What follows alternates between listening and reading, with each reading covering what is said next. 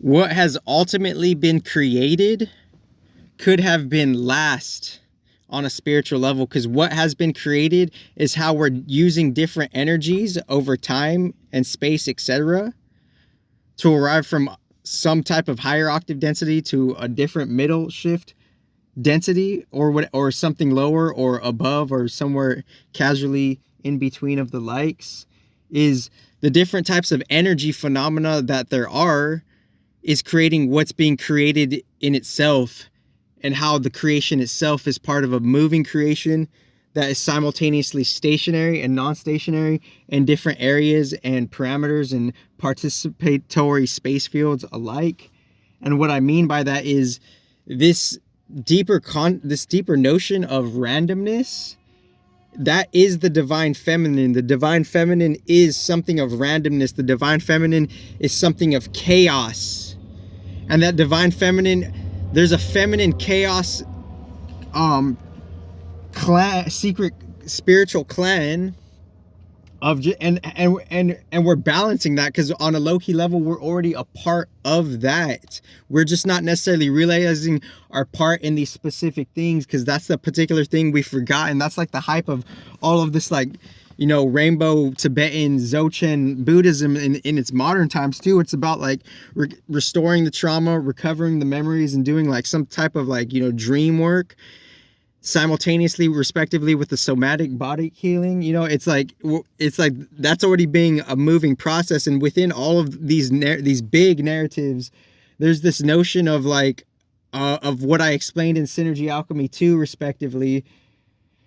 And it's just kind of reflecting on that, and kind of recognizing its kind of timeless thing, but we just kind of forgot that. But like how it's being like a benefactor to creation itself is, we on a micro individual level are using randomness and chaos for our own overall character, and that own overall character that interacts and engages with reality and life itself. That character is always ever upgrading, changing, and evolving, and, you know, trying to update in different ways per where your character could have came from a different seance or scenery of a different, like, you know, a semblance of your original different multi characters of you know. But that's the thing, to distinctify what is not us, the neti, you know, what is not of my pure spiritual lineage of me, you know, because everything is so differentiated. So if we simplify the complexities of differentiation,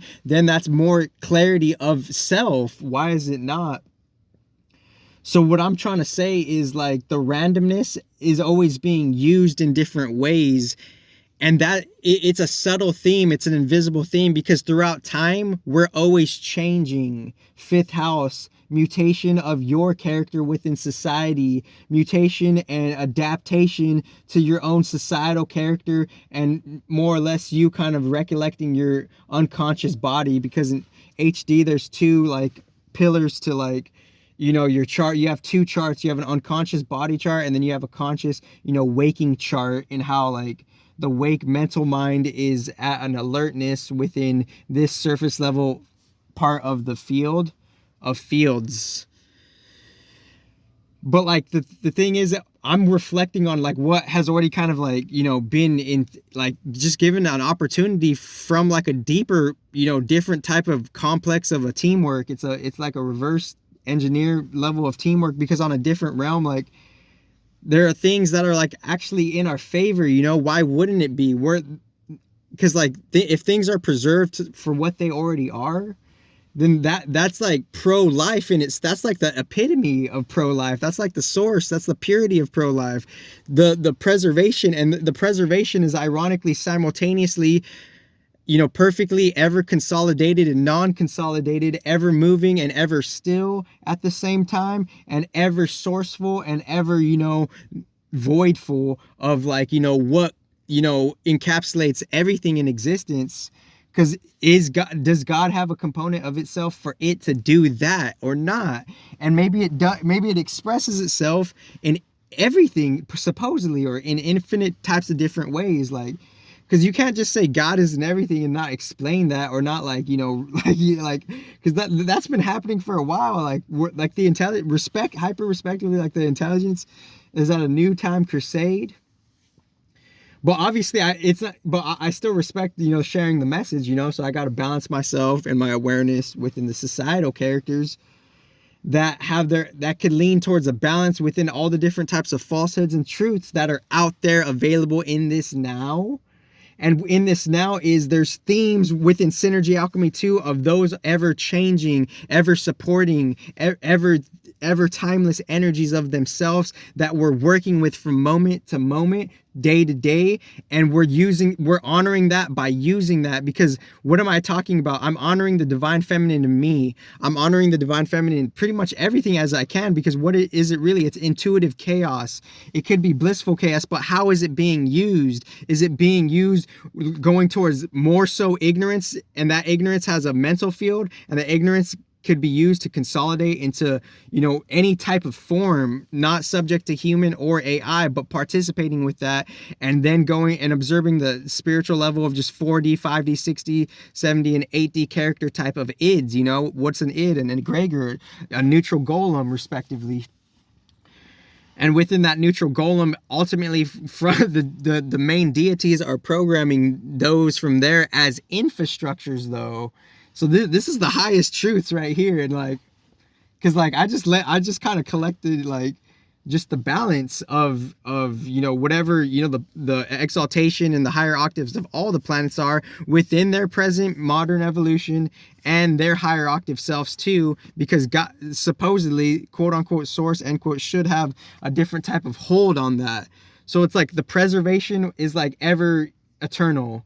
The creation is last, because all the different themes of the energies that are being used within the transformation state of how the transformation state is the divine feminine themselves, the mutable signs of the divine feminine themselves, because it's that which moves with everything. It's the change in between everything. So the mutable signs, that's they're divine feminine alphas, so Sagittarius, Gemini, what did you call that? Sagittarius, Gemini, Virgo, and Pisces. They have access to this real big divine feminine quality, because they're one with some type of change, but obviously not to get that to the head either, because we all have access to it,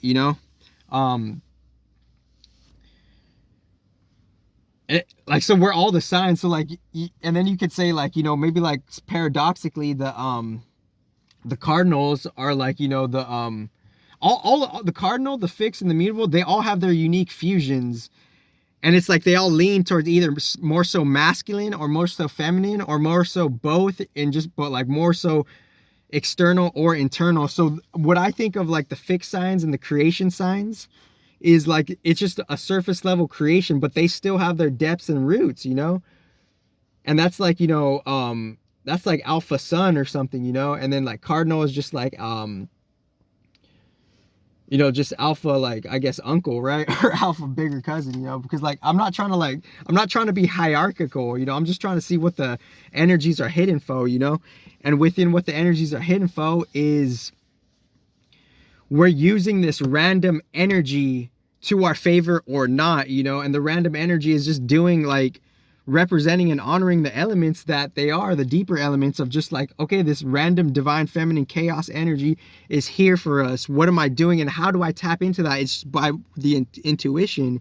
And within the intuition, whatever that is for you, you're creating something from a preserved state to a mutable state to a creation state. And that mutable state is all of them are ever present, but we're shifting out of those three different modes of reality: cardinal, fixed, and mutable. And not to put any biased labels on them, but you can, if for your understanding, if you need to, without the detrimental ego or understanding or whatever.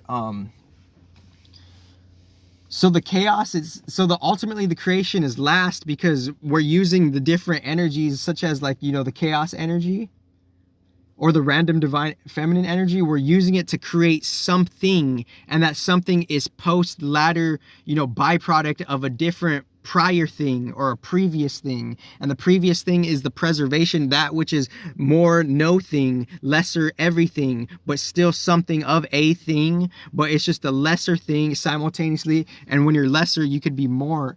But respectively, what I'm trying to say is ultimately the creation is last, because like as we're tapping into the divine feminine throughout time being its own element, the divine feminine being our own element, our own mutability, objectivity, subjectivity being our own element, it's going to some type of context of a future. And within that future, everybody's perception, like 10 years from now, won't necessarily matter, because you could have missed the whole point in how like creation even gets created to begin with. This is how creation even gets created to begin with. It's like going from like a different point of view of preservation. It's seeing the pre-Maya or the Maya, the transformation, and then seeing what